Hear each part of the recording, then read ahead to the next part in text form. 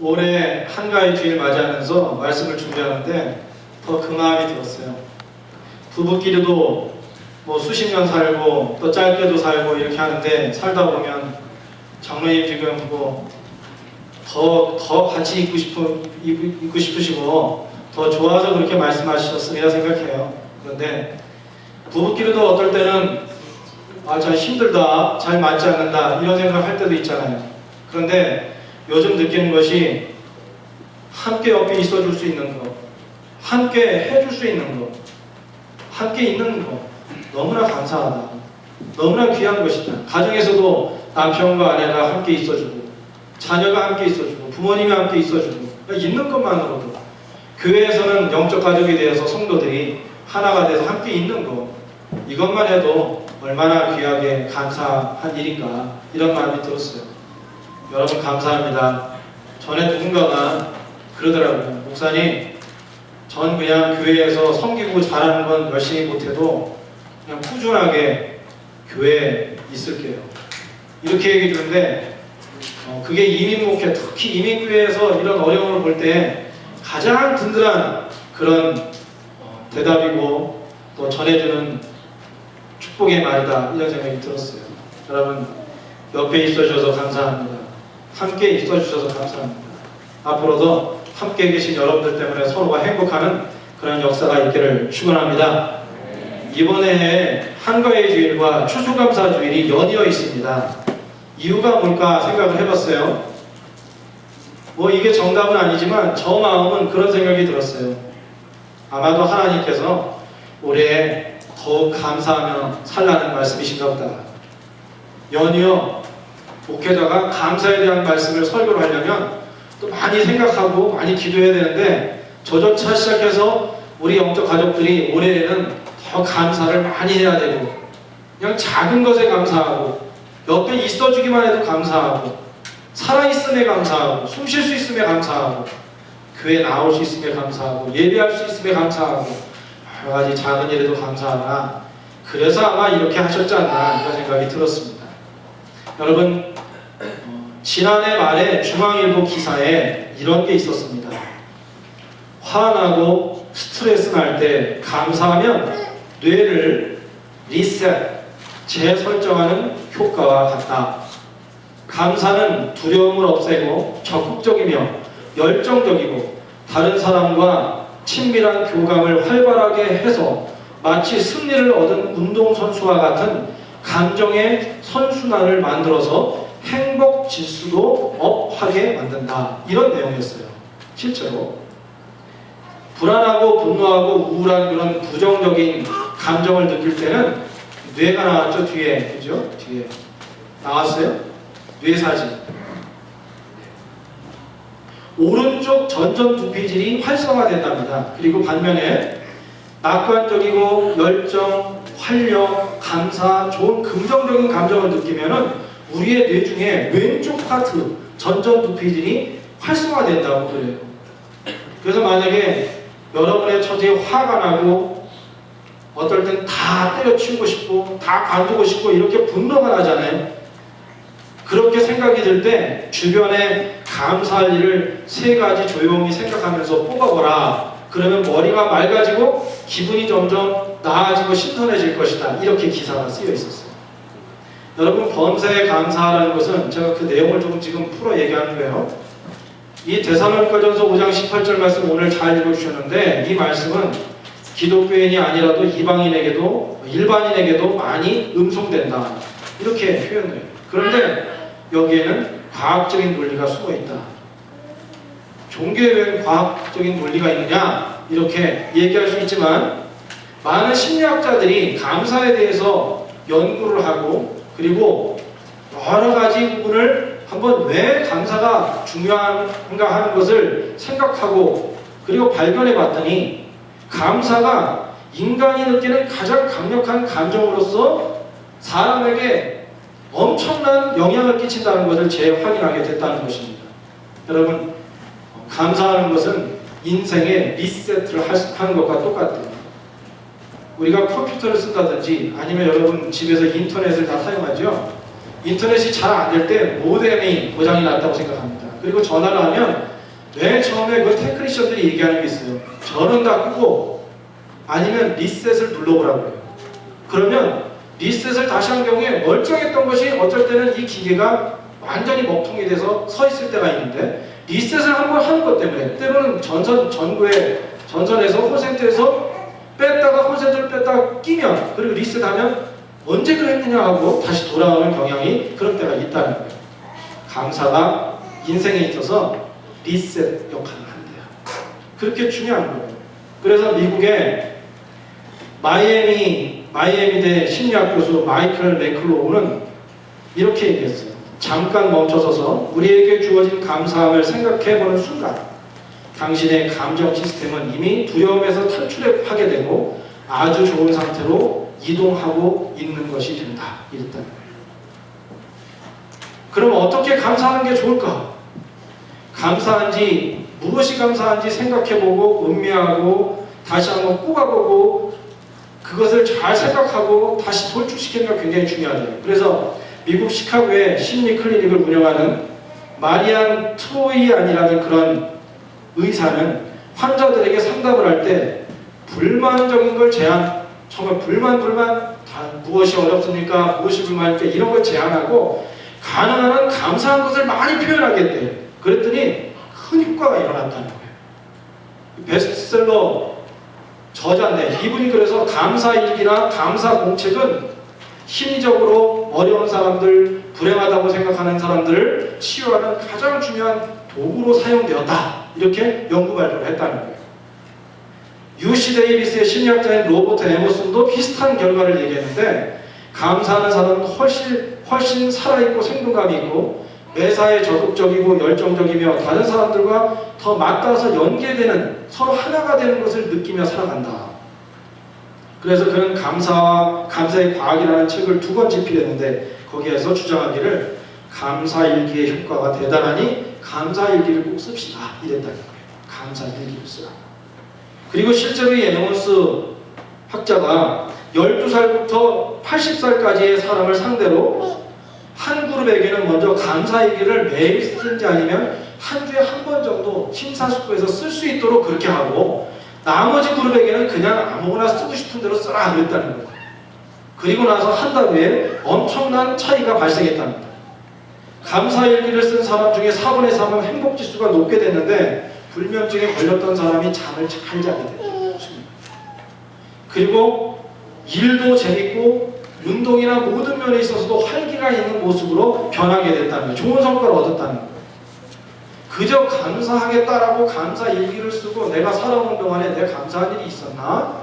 이런 거 잊어버리고 살았던, 무감각했던 그런 사람들이 나에게 주신 감사한 일이 뭔가, 내 옆에 있는 사람, 나에게 가정이 있는 것, 나에게 이런 능력을 주신 것, 생명이 있는 것, 믿음 주신 것 하고 많았겠죠. 그런 것들을 매일 일기를 쓰다 보니까 점점 더 뇌 좌측에 전전투비들이 활성화되면서 그동안에 살았던 삶의 먹통이 됐던 부분이 리셋이 계속돼서 나중에는 정상으로 돌아가게 됐다는 것이죠. 그래서 감사하는 것은 과학이다. 이렇게 얘기했다는 거예요. 여러분 한번 따라해 보세요. 감사합니다. 정말 고맙습니다. 당신 덕분입니다. 좋은 얘기죠? 그죠? 여러분 오른손을 가슴에 한번 대보세요. 저 따라합니다. 저는 감사할 것이 굉장히 많습니다. 정말 그렇습니까? 한 번 더 해봐요. 저는 불평할 것이 엄청 많습니다. 자, 어떤 게 더 좋으세요? 내려셔도 좋고요. 힘내셔도. 우리가 매일마다 아침에 일어나서 잠자기 전에 순간순간마다 저는 감사할 것이 굉장히 많습니다. 그러면서 감사한 것을 생각하게 되면 삶이 건강해지고 변화가 일어나게 됩니다. 만약에 한가위주의 예배를 맞이하는 여러분, 지금 이 시간에 감사의 항목들을 써본 적이 없고 요즘에 마음속에도 감사하다 하는 생각을 거의 해본 적이 없다면 오늘 리셋을 한번 하면 어떨까요? 교회에 감사한 것, 가정에 감사한 것, 가족에게 감사한 것, 하나님께 감사한 것 한번 써보면 어떨까요? 아, 이런 감사한 일도 많았구나. 이런 귀한 것이 있었구나. 예전에 한참 중보기도 팀이 진행되고 있을 때 한 분이 그런 적이 있어요. 목사님, 이 전까지는 너무 힘들다고 생각했어요. 뭐 자녀 생각해도 고민이 되고 사업도 어렵고 또 교회에서 신앙생활 하는데 부딪히는 것도 있고 너무 어렵다고 그렇게 생각했는데 말씀을 읽고 하나님께 나아가다 보니까 요즘에 정말 받은 은혜가 많다는 걸 느꼈어요. 나에게 주신 은혜가 잊었던 게 너무나 많다는 걸 알았어요. 그렇게 고백하는 분이 있었습니다. 이 자리에 있어요. 근데 요즘에도 그럴란가 모르겠어요. 우리 모두가 감사를 회복하는 역사가 있기를 축원합니다. 아멘. 예. 오늘 본문 말씀 한번 다시 한번 읽읍시다. 뒤에 나올 텐데 읽겠습니다. 시작. 범사에 감사하라. 이는 그리스도 예수 안에서 너희를 향하신 하나님의 뜻이니라. 한 번 더요. 시작. 범사에 감사하라. 이는 그리스도 예수 안에서 너희를 향하신 하나님의 뜻이니라. 이 세상을 살면 두 가지의 감사의 모습으로 살아갑니다. 우리 청년 여러분, 두 가지의 감사의 모습으로 산다는 생각이 들어요. 하나는 뭐냐면 조건이 좋아서 감사하는 게 하나예요. 감사. 요거 누구나 다 합니다. 근데 더 나쁜 사람들은 조건이 좋아도 감사를 안 하는 사람들도 있어요. 정말 안타깝고 큰일 날 사람들입니다. 어쨌든 첫 번째는 조건이 좋아서 조건 때문에 감사하는 게 한 가지 있어요. 근데 두 번째는 이런 감사가 있어요. 오늘 나온 것처럼 범사의 감사. 다른 말로 하면 앞에 거하고 연결해서 하면 무조건 감사. 어떻게 무조건 감사할 수 있어요? 이렇게 생각이 들잖아요, 우리한테. 그런데 오늘 성경에서 얘기해 주는데, 사도 바울 선생님을 통해서 우리에게 하나님께서 말씀해 주는데 무조건 감사할 수 있다는 거예요. 조건 없이도 범사에 감사할 수 있다는 거예요. 영어로 그러잖아요. Give thanks in all circumstances. circumstances. 이거는 뭐냐면 모든 상황, 우리가 살아가는 모든 인생길, 어떠한 상황 가운데서 어떤 면에서든 간에 in all, 모든 환경 가운데서도 감사하래요. 이렇게. 너무나 유명한 말씀이잖아요. 항상 기뻐하라. 쉬지 말고 기도하라. 범사에 감사하라. 이는 그리스도 예수 안에서 너희를 향하신 하나님의 뜻입니다. 여러분, 감사하라고 이렇게 말씀하시는데 하나님께서, 그런데 왜 우리는 이 세상에서 인생을 살면서 감사하지 못할까요? 우리 젊은이들 왜 감사하지 못할까요? 이 세상을 살아가면서. 여러분, 왜 우리가 살면서 감사하지 못할까요? 왜 리셋을 못할까요? 왜 다시 하나님이 원하시는 그 길로 가질 못하고 하나님이 원하시지 않는 그 길로 하나님이 원하시지 않는 뜻대로 살아가게 될까요? 여러 가지 이유가 있을 거예요. 감사하지 못하는 거. 뭐 여러분 머릿속에 지금 난 요즘에 물질이 없어서 감사하지 못해. 그런데요, 요즘에는 나를 괴롭히는 사람이 있어서 감사하지 못하고, 내가 하는 미래의 뜻대로 이루려고 했는데 여기까지 내 플랜대로 이루어지지가 않아서 갑갑하기 때문에 감사하지 못해. 여러 가지 감사가 있을 거예요. 그걸 통칭해서 얘기하면, 단순하게 얘기하면 어떻게 얘기할 수 있느냐. 제가 생각해 보니까 감사하지 못하는 이유, 인간이 감사하지 못하는 이유는 근심 때문입니다. 근심. 여러 가지 있겠죠. 그러나 오늘은 근심이 있을 때, 걱정, 근심이 내 안에 내 영을 붙들 때 우리는 감사하지 못하게 된다는 것에 초점을 맞춰서 말씀을 함께 나눴으면 좋을 것 같아요. 여러분, 하나님은 하나님의 자녀된 우리가 어떻게 이 세상에서 살기를 바라실까요? 하나님은 우리가 한 사람 한 사람, 여러분들이 이 세상에서 어떤 모습으로 살기를 원하실까요? 예수님께서 2000년 전에 이 땅에 오셨죠? 오셔서 신이신 그분이 사람의 몸을 입고 이 땅에 살기 시작하셨습니다. 그 가운데서 인간의 고달픔이 얼마나 큰가를 처절하게 예수님께서 다 몸소 느끼셨어요. 그리고 나서 제자들을 생각하면서 제자들에게 말씀하실 게 있었어요. 그건 뭐냐 하면, 인간에게 가장 문제가 되는 게 뭔가 고민하고 찾아내셔서 하시는 말씀이 근심이었던 거예요. 그래서 제자들에게 산상수훈뿐 아니라 중요할 때마다 제자들에게 이러한 용기도 주시고 약속을 주셨어요. 왜냐하면 인생을 살면서 불행하게 된 이유가 바로 이 근심을 제대로 조율하지 못하고 근심에 대해서 해결을 못하고 필수적인 건데 근심을 제대로 풀지 못했기 때문에 인생들이 어렵게 된다는 것을 예수님께서 알게 되셨던 것이죠. 자, 뒤에 보세요. 마태복음 10장 29절에서 30절입니다. 읽읍시다. 또 잘 생각하시면서 읽으세요. 시작. 참새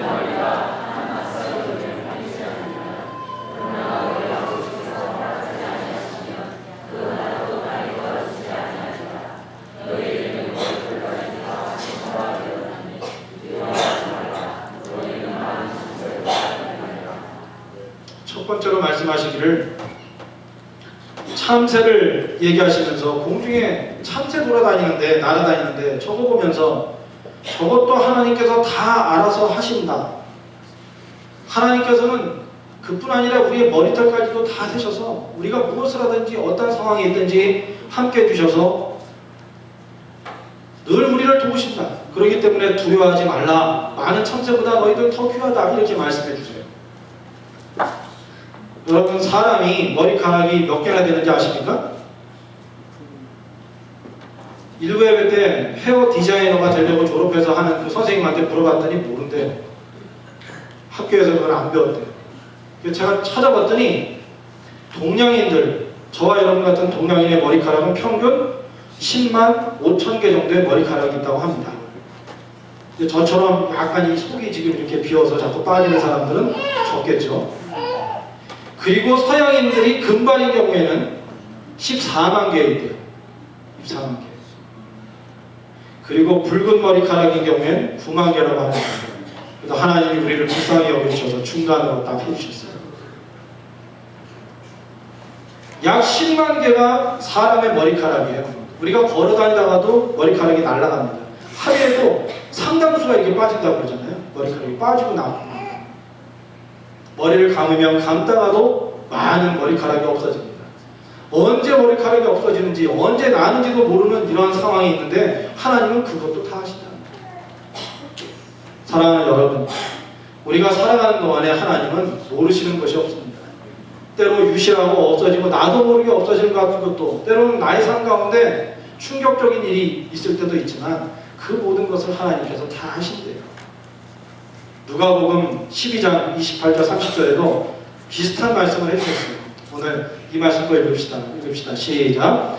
오늘 있다가 내일 아궁이에 던져지는 들풀도 하나님이 이렇게 입히시거든. 하물며 너희가 보냐 믿음이 작은 자들아 너희는 무엇을 먹을까 무엇을 마실까 하여 구하지 말고 근심하지도 말라. 이 모든 것은 세상 백성들이 구하는 것이다. 너희 아버지께서는 이런 것이 너희에게 있어야 할 것을 다 하십니다. 너무나 유명한 말씀이죠. 믿음이 작은 자들아 무엇을 먹을까 무엇을 마실까 무엇을 입을까 근심하지 말라. 그래도 오늘 여기에 오셨을 때 근심되는 부분이 있으셨을 거예요. 가정을 생각하고 자녀를 생각하고 미래의 삶을 생각하고 그리고 나의 삶의 구체적인 실제적인 부분을 보게 되면 가슴이 울렁거리고 이거 어떻게 하면 좋을까. 예배 오면서도 마음이 무거워서 짓눌린 부분이 혹시 있었을지 모릅니다. 그런데 예수님께서 우리에게 말씀해 주시면서 우리처럼 우리와 같이 인간의 몸을 입고 사시면서 인간이 이거야 꼭 해결해야 될 부분이 있는데 그것이 근심과 염려라는 것을 아시기 때문에 우리에게 이 말씀을 해주셨어요. 근심하지 말라. 먹고 마실 것 입을 것 근심하지 말라. 여러분 그렇다면 이렇게 예수님께서 말씀해 주셨다면 우리에게 다가오는 수많은 일들 중에서 감사하지 못할 만한 것이 있을 때 발생할 때 우리 어떻게 생각해야 하나요? 하나님께서 정말 이런 약속을 이행해 주신다는 것을 안다면 그때 무언가 하나님의 좋은 다른 뜻이 있을 거야 라고 생각해야 된다는 것입니다. 믿음이 강한 자가 되면 우리의 삶 가운데 때로 어려운 일이 오고 때로 인생의 풍파가 오고 우리가 겪어야 할 것이 있을 때 이거는 전혀 감사할 일이 아니에요. 예수 믿는데도 왜 도대체 이런 일이 일어나는지 우리 가정에 왜 이런 일이 나의 삶 가까이에 발생하는지 이해가 안 될 때에도 그때 믿음의 사람들이 가져야 할 것은 하나님의 우리 주님의 약속을 이런 분명한 약속을 기억하면서 하나님이 무슨 뜻이 있을 거야 이렇게 생각하는 거죠. 하나님께서 나의 삶 가운데 무엇인가를 하시기 위해 선한 계획을 지금 실천하시고 시행하고 계신 거야 라고 감사하면서 생각할 수 있게 된다는 거예요. 구약에도 이런 말씀을 해주셨어요. 예레미야 29장 11절의 말씀 읽읍시다. 읽겠습니다. 시작. 여호와의 말씀이니라 너희를 향한 나의 생각을 내가 아나니 평안이요 재앙이 아니니라 너희에게 미래와 희망을 주는 것이니라. 믿습니까? 오늘 이 마음을 가지고 한가위 주일 예배를 맞이했으면 좋겠어요. 여호와의 말씀은 뭐냐? 하나님이 늘 생각하시는 게 뭐냐? 그것은 우리를 심판하거나 우리를 죄를 묻는 것이 아니라 예수님이 우리 하나님께서 우리에게 대한 생각은 평안이고 미래와 소망이에요. 그래서 하나님이 어떤 상황 가운데 계시더라도 우리의 삶의 인생을 어떤 모습으로 만들어 놓으셔도 그때 이 말씀을 기억하는 자는 일어설 수 있어요. 제가 오늘 예화를 좀 나누고 정리를 하려고 합니다. 여러분 하얀 종이 한 장이 큰 한 장이 하나가 있어요. 거기에 어떤 사람이 실수로 잉크 한 방울을 크게 잉크 한 방울을 떨어뜨렸습니다. 그 종이에 잉크 한 방울이 떨어졌을 때 사람들은 그 잉크 자국이 묻어있는 종이를 보면서 아이 이거 버렸다. 이거 어떡하냐 이렇게 생각하고 참 아까운 종이 한 장 버렸네. 이걸 어떡하나 찢어서 휴지로 만드나 어떡하나 이런 생각을 하게 된다는 것입니다. 그런데 이때 발상을 거꾸로 바꾸어서 생각해 봅시다. 하얀 종이에 떨어진 잉크 방울이 실수로 떨어진 것이 아니고 만약에 아주 유명한 화가가 당대의 화가가 그 종이에 잉크 한 방울을 무언가를 하기 위해서 떨어뜨렸다면 어떨까요? 그때 사람들이 그 종이에 잉크가 떨어졌을 때 못 쓰게 되었다고 생각할까요? 아니면 야 이제 무언가 저 유명한 화가가 도대체 무슨 작품을 그릴까 하고 기대를 할까요? 잘 생각해 보세요. 우리의 인생을 그렇게 보시죠. 조선시대에 율곡의 어머니 신사임당의 일환데 한 번은 이 신사임당이 아는 사람의 혼인잔치에 참여하게 됐대요. 그런데 거기에 아주머니 하나가 옆집에 있는 좀 부유한 사람의 비단 치마를 빌려서 입고 왔어요. 음식을 먹는 가운데 다른 사람이 지나가다가 툭 잘못 치는 바람에 그 소중한 그 비싼 비단 치마에 음식이 확 쏟아지면서 얼룩이 져버린 거예요. 아무리 털어도 이게 얼룩이 빠지질 않게 됐어요. 어쩔 줄 모르고 울상을 짓고 당황을 하는데 그때 이 신사임당이 그 부인에게 그 치마를 좀 가져오라고 하더니 거기에다가 붓을 이렇게 대기 시작했습니다. 몇 번 그린 붓을 이렇게 가져다 대는데 붓이 움직일 때마다 옆에 있는 사람들의 입이 쩍 벌어지는 거예요.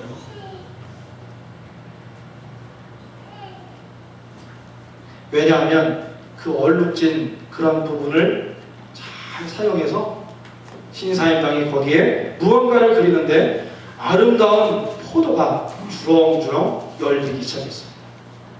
신사임당이 그 얼룩을 가지고 얼룩진 비단 치마폭에 정말 싱싱한 우리 요즘에 한가위 지되면 한국에 얼마나 맛있는 포도들이 있어요. 그죠?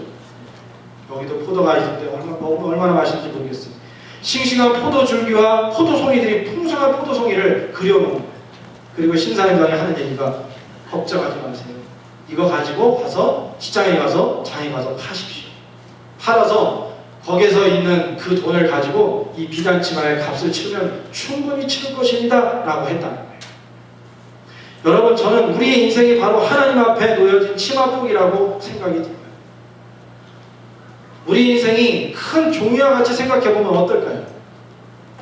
만약에 지금 여기서 예배 드리는데 아무리 생각해도 이게 작품이 아니고 얼룩진 내 삶 가운데 이 얼룩은 빠질 것 같지도 않고 내 인생은 이것 때문에 망친 것 같은 생각이 들어요. 이걸 없애지 않는 한은 나의 인생은 돌이킬 수 없다고 리셋이 되지 않는다고 그렇게 생각할 때 그때 오늘 이 이야기를 한번 생각해보면 어떨까요? 하나님은 우리의 삶의 얼룩진 부분이라고 생각했던 그것을 가지고 정말 멋진 그림을 그려내고 창조적이고 위대한 그림을 그려내실 수 있는 분이라는 거예요. 만약에 우리 인생 가운데 어려운 부분이 있는 것처럼 얼룩진 부분이 있고 힘든 부분이 있을 때 마치 화가가 그림을 그리려고 하는데 그때 화가에게 창조적이고 위대한 그림을 그리려고 할 때 불평하면서 그거 놔두세요. 가능성 없습니다. 그거. 이렇게 한다면 그 화가는 아무리 위대한 화가가 왔다 할지라도 그 화폭에 아름다운 작품을 그려낼 수 없게 될 것입니다. 오늘 본문의 마지막 부분을 마지막으로 읽겠습니다. 읽읍시다. 자, 시작. 이는 그리스도 안에서 너희를 향하신 하나님의 뜻입니다. 이는 그리스도 예수 안에서 너희를 향하신 하나님의 뜻입니다. 앞부분을 제가 설명을 했었는데 하나님의 뜻이 어떤 거예요? 범사에 감사하라. 한번 따라합시다. 범사에 감사하라. 하나님께서는 우리에게 모든 일에 감사하는 것이 하나님의 뜻이라고 말씀하십니다. 어떤 상황이 있어도 감사할 수 있으면 그게 하나님의 뜻이에요. 혹여 여러분 오늘 감사할 만한 것이 없을 때 그것을 뒤집읍시다. 그리고 한번 하나님 제가 감사합니다. 하나님의 비범한 뜻이 거기 들어있을 테니까 하나님이 희망과 미래를 주신다고 했으니 평안을 주신다고 약속했으니 그게 하나님의 말씀이고 뜻이라 했으니 믿고 감사하겠습니다. 이와 같은 마음과 가지고 하나님께 나아가면 오늘 이후로 이 시간부터 하나님께서 여러분의 삶을 다른 모습으로 다른 색깔로 다른 인생의 경험을 할 수 있도록 역사해 주실 줄로 믿습니다. 한번 따라합시다. 평생 감사. 평생 감사. 우리 평생 감사하면서 삽시다. 평생 감사하는 거 어떻게 살 수 있는가?